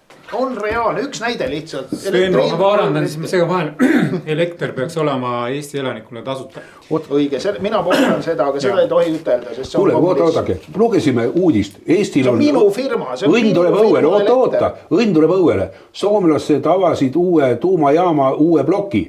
Nüüd tuleb hästi palju odavat elektrit. Nii, me oleme nüüd eestlased, eks ju. Me tarbime elektrit. Mis me siis nüüd teeme? Soomlane saadab meile seda siia elektrit. On see elekter odav või kallis? Meie peame ju raha vastu saatma. Kust meie seda raha võtame? Pidevalt, et me ostame selliseid asju, energiat ja kõik energiakandjad sisse. Kui me ise ei tooda, kui me oleme ise oma tööstuse, oma ettevõtluse praktiliselt kotti tõmmanud. Mina ei tea. Aga see tähendabki seda, et luuaksegi teadlikult uus orjanduslikku korda, kus nagu sa ütled, et lõpuks ei olegi sulle mitte midagi vaja, mitte midagi sul omal pole vaja, aga sa oled õnnelik ja sa oled tarbija ja täpselt selles ulatuses, mis sul ette tilgutakse. Rüvetad ja ju loodust, sind viiakse muldonni, kus on pime, külm, nälg. Aga see taandubki lõpuks selleni, kui sa pead ostma isegi energiakandjaid sisse ja sa pead selle eest raha riigist välja viiba. Sellepärast, et iga sent, mille me anname väliskapitalil, on Eesti riigi jaoks igavesti kadunud. Ega ei ole just mille üle me rõõmustame, me peaksime tundma rõõmu. Me peaksime õudusest uluma, et meil oma siseriiklikku tootmist ei ole sellises mahus. Ja kes selles süüdi on? Soros. No, ja koos oma seltskonnaga. Ja 40 röövlit. Ja milleni see viib? See viib, et neid inimesi, kes toituvad läbi toidupanga praegult, neid saab alles kogu aeg järjest ja järjest rohkem olema. Kui seda toidupanka ei ole, siis noh. Aga ühel hetkel pole sinna toidupanka ka ära midagi panna. Ma arvan, et siin ainus lahendus on tegelikult, ma olen seda väga palju kordi rääkinud, miks ka Vaba Eesti kogukond sai loodud. On see siis erakond või on ta kogukond, rahvas peab saama kõrgem otsustusõiguse kätte, rahva võim tuleb luua. Ja kas või miks me tegime kunagi Vaba Eesti Valimisliidu, kui Savisaar seal tuli sellepärast meile punti lihtsalt, et meedia hakkaks rääkima, siis see ongi see, et meedia tegelikult kritiseerib, tahab maha tõmmata, et see jumala hästi tuleks oma ideega. Ma ütlen ka, et näiteks kas või EKRE, mina ei süüdista mitte ühtegi inimest, et nad on nagu nad on, et kui üks erakond tuleks täna Eestis välja, ütleb niimoodi, et nii, rahvas, nüüd on selline asi. siiamaani on kõik suur pettus, võlts, jama, meil pole ühtegi alusdokumenti, mille peale inimene, Eesti kodanik saab toetuda. Lepime kokku uue põhiseaduse või uued elukorralduslikud reeglid ja saame suveräänseks. Ehk tulen välja nendest väga orjastavatest liitudest, ÜRO, WHO, NATO, kõik asjad, mis tegelikult ärastavad, vägistavad meie Eesti riiki, meie Eesti kogukonda, kultuuri ja kõike. Ehk kui üks erakond tuleb sellega välja, milleks on tegelikult vaba Eesti, siis palun väga, Eesti Rahvaerakond. Esimene punkt on see, et me muudame ära esimesena, kui võimul saame põhiseaduse ja siis hakkame uuesti üles ehitama ühiskonda ja kogukonda. Ma annan oma looja, toe ja valguse sinna, kui see on nii. Number 1 punkt, me peame leppima kokku uued ühiskondlikud elukorralduslikud reeglid. Vesi, toit, energia rahval peab olema tagatud, selle eest ei pea maksma mingit hinda. Energia niigi, energia on vaba, energia meil on siin küll ja veel. Eliit, Sorose punt mätsib ja tapab leiutajad ja kes vaba energia välja toovad. Neid lüüakse järjest kasti kogu aeg. Mille jaoks? Vaba energia meil on igal pool, meil tuleb see anda rahval kätte seadmed, tehnoloogia ja siis vaatame juba edasi, kuidas see raha ühiskondlikul, kogukondlikult kasutada. Aga kes siis kasumit teenib? Polegi vaja, meil on vaja vajaduspõhist majandusmudelit. Aga seda ma räägingi, ideoloogiline baasmudel. Just. Kui ma seda ütlen, väga paljud inimesed ei saa aru, ütleb, mida ta pläkutab seal. Millest ta räägib? Aga sellest me kogu aeg ju räägime. Just. Meil on vajaduspõhine majandusmudel ja me elame kõik külluses. Meil pole midagi vaja kokku ahnitseda. Meil on kõike külluses ja rikkumata. Me olemegi siis õnnelikud ja me omamegi kõike. Ei saa. Kui me seda niimoodi teeme, siis tuleb kuri Putin ja võtab meid kõik ära. Ei võta kuri Putin. Kuri Putinil on energia, tema energia on, võimutseb nende energiat üle, kes on samas energias, aga nad lähevad, mida madalamaks läheb, siis Putin on madalamaks, nad sõdivad, kes neil pole enam ajusid. Nad on nii kokku häkitud, kräkitud, et nad ei oskagi muus keeles rääkida, ainult relvade keeles, vägivalla keeles. Neil polegi, nad ei teagi, mis on ilu. See on see point. See repliik EKRE oleks pidanud peale eelmise valimisi algusest peale ütlema, et see on põhiseaduse vastane selles ja see punktis. Selles punktis ja selles punktis. Ja muud juttu mitte aja. Terve rahva tagajalgadele selles sama. Terve tagajalgale ajama selles samas. Ja kui te seda tõsiselt ei võta ja kui te seda ei toeta, siis tuleb häving ja nemad seda ei teinud ja häving tuli. Ma ütlesin mitmele EKRE, mul on mitu inimest läinud EKRE-sse, nende otsus. Ma ütlesin neile, et kui valimised tuleb, palun, pange oma juhtkonna aru pähe. Tulge välja loosungiga, mitte see, et ma ei mäleta, mis loosung oli EKRE-l, et turvaline Eesti või Eesti eest. Päästame Eesti. Päästame Eesti. Aga tegelikult, et teeme Eesti suveräänseks ja nende valimisprogrammis esimene punkt, teeme põhiseaduse korda või paneme põhiseaduse punkti tagasi, mis oli algses põhiseadus, mis oli Eesti rahva kinnitatud põhiseadus. Rahval on kõrgeim otsustusõigus. Päts, kelle pea seal ripub praegu selle Estonia teatri taga, rikkus selle põhiseaduse ära ja tegi oma tahtmise ehk vabamüürlaste tahtmise ja täna, kus me olemegi. Rahvas ei otsusta mitte midagi, ta kannab ainult seda, kes teatepulga üleandmisel lihtsalt võimutseb. Oleme nüüd. On olemas ju väga erinevad demokraatia vormid ja meil on ju esindusdemokraatia. Meie ise valime ju endale inimesed, kes meid esindavad. Kas see valimisprotsess on nüüd aus või ei ole aus, aga selle asja nimi on esindusdemokraatia. Ja kui me valime endale need inimesed meid esindama, siis järgmine võtta põhiseadus, mis tõesti tuleks ära muuta, et saadik ei ole vabastatud mandaadist. See tähendab seda, et sellel hetkel, kui ta saab näiteks Riigikogu liikmeks, ei ole ta enam seotud sellega, mis ta on rahvale lubanud oma valimislubadustes ja mida ta on kinnitanud. Siis, kui ta on Riigikogu liige, siis on ta absoluutselt teises staatuses ja ta ei pea enam seda, isegi sellest kinni pidama, mida ta on rääkinud. Sellepärast on olemas terve rida asju. Ma saan aru, ma olen lugenud Eesti Vabariigi põhiseaduse kommenteeritud väljaanne Kaanest Kaaneni läbi. Ma saan aru, miks nad seda on tahtnud öelda, seda on tahtnud niimoodi kajastada. Aga on olemas ka palju teistsuguseid ja ratsionaalsemaid meetodeid, kuidas saaks tagada seda, mida nad on oma kommenteeritud väljaandes öelnud või mida nad on toonud põhjuseks, et see niimoodi peaks olema. Seda saab ka teistmoodi teha. Ja siin ongi selles suhtes on sul väga õigus, et tuleks üle vaadata sest meie põhiseadus oma olemuselt on suurepärane põhiseadus. Küsimus on ainult selles, sellest ei tohi üle sõita. Ja vaat need samad e-valimised on jälle põhiseadusest üle sõitmine. Klassikaline ja ükskõik, mida tuuakse põhjenduseks. Kõik need rahvusvahelised lepingud, mis meid orjastavad, need ei ole ju põhiseadusega kooskõlas. Need ei kehti. Aga samas öeldakse, aga tegelikult oli ju rahvahääletus ja rahvas andis sellele mandaadi. Aga selles, et need lepingud on ülimuslikud. Kui taheti muuta põhiseadust. Ma mäletan väga hästi täpselt, kuidas seda ette valmistati, seda rahvahääletust põhiseaduse muutmiseks. See oli Euroopa Liidu austumise hääletus. Ja seal oli väga kavalalt rahvas tõmmatud sõna otseses mõttes aneks, sest istusid suured targad mehed laua taga koos ja mõtlesid, kuidas sõnastada, mis annab praktiliselt blanko volituse, aga loll rahvas ei saa aru, millele nad käe alla panevad. Ma olin ise seal ninapidi juures, ma tean seda vastuolus, siis ei kehti ükski leping. Ja Euroopa Liitu hääletas hääle õiguslikus elanikust 47,5%, ei olnud isegi 50%. See oli juba see. 42%. Või 42%, mis iganes, ta ei olnud pooltki.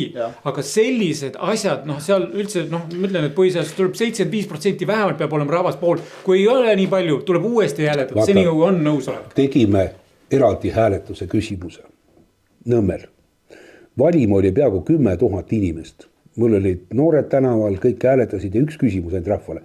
Kas te oleksite nõus astuma Euroopa Liitu, kui Eesti kaotaks oma suveräänsuse? 90% inimestest julgelt ütlesid, mitte mingil juhul. Kas meil on praegu iseseisvus järgi? Ei ole, Euroopa Liiduga andsime ära. Just seadused tulevad. Ja siis kui me kirjutasime, et kui te võtate selle idee vastu, mida teile kaela pakutakse, siis juhtubki täpselt nii, tuginedes Macroni viimsetele sõnavõttudele, Prantsuse presidendi sõnavõttudele, siis Eesti muutub kasvava sõjakusega unitaarriigi ääremaaks. See on meie saatus. Ja nii kui ütles kunagi ühel loengul Tunne Kelam, et eestlase saatus Euroopa Liidus ongi kepp ja kott käes mööda Euroopa Liitu tööd otsida. Ma küsin, aga kes siis kodus tööd teeb sellel ajal, kes siin siis on, kui meie inimesed jooksevad kepp ja kott käes mööda Euroopat? Siin on NATO harjutusala terve Eesti terve. Kepp ja kott käes tuleb minna Euroopasse Eesti kultuuri otsima. Mis see kultuur siia puutub? See on põhiseaduses, see riik on rahva, keele ja kultuuri kestmiseks. Sina taantad oma eksistentsi kõige ürgsematele vajadustele. Sugutung, kõht täis, saad magada, paremal juhul on sul mingisugune turvalisus, et keegi sulle kaikaga pähe ei pane. See ongi kogu sinu kultuur, mis sulle järgi jääb. No sugutungiga on lihtne, munad võetakse maha transseksuaalse projekti raames. Nägid, juba teevad asja lihtsamaks. Asi on juba korras. Juba teevad lihtsamaks. Aga mõistki mind tukka või ütelge selle kohta, aga kui ma seda e-valimisi hakkan nagu edasi ja tagasi seda asja seal arutama ja mõtlema, ma tulen kogu aeg ühe ja sama järelduseni välja. Selle e-valimiste taga ei ole keegi muu, kus nende taga on Venemaa. Kuule, jätega see venelane ka kõik ei tee. Kuule, aga kirjutame sulle rahulikult, sa saaksid rahulikult olla vererõhu alandavat rohtu. Mulle vererõhtu on korra. Jaan, laustan see maha, et üks puha, kes selle taga on. Igal juhul selle taga on Mr. Pettus. No pettus on see igal juhul, aga kui hakata võtma, kus kohas Euroopas tehakse siukseid e-valimisi? Venemaal, eks. Missugune riik sekkub kogu aeg teistes riigi siseasjadesse? Venemaa sekkub. Ameerika ka. Kordades rohkem. Ja ole aus. Ma püüangi olla aus, eks. Nii, missuguste Venemaa on üritanud kõikide oma naabrite siseasjadesse sekkuda, kus ta saab. Eestis ta saab. Ukrainas ta sekkus, eks. Valgevenes ta võttis üldse riigi üle, eks. Gruusias ta sekkus. Miks ta siis Eestis ei peaks sekkuma? Ukrainas ei saanud, võeti ära riigi käest. Ukrainas ta sekkus. Kes võttis riigi ära käest? Aga Ukrainas ta läks kaks korda, tal õnnestus, üks kord tuli Maidan ja teine kord tuli sõda, eks. Aga küsime. Muidugi ta rabeleb vastu. Aga oota, ma ütlen edasi, aga küsime. Kus on Läänemere kaldal see riik, kuhu venelased tulid raha pesema? Kas see oli Soome, kas see oli Läti, kas see oli Leedu? Eks need Küprosed ja sellised oli ka. Oi, muidugi. Küpros on puhas Vene osariik. Ma tõmban sinu jutu lühenalt kokku. Kõik me jõuame lõpuks sinna Rothschildide dünastiasse, kes teeb diile ameeriklaste, inglaste, venelastega, hiinlastega, kõigiga täpselt nii nagu vaja. Ja nii tehaksegi. Ehk siis vahet pole see venelane, hiinlane, ameeriklane. Fakt on see, et raha tuli küll Venemaalt rahapesuga, kuhu ta läks. Ta läinud ju Venemaale tagasi. Ja, mis iganes. Ja midagi ei ole teha. Süvariik koosneb kõik võimalikest sulelisest. Aga need rahapesuga seotud inimesed ju. Need on siiamaani, mitte kedagi ei ole neist välja selgitatud. Mitte kedagi ei ole nime, ei ole mainitud. Mitte kedagi ei ole vastutusel võetud siiamaani.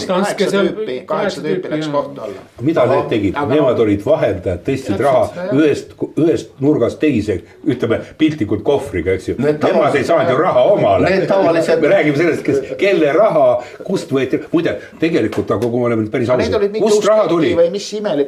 Raha tuli Venemaalt.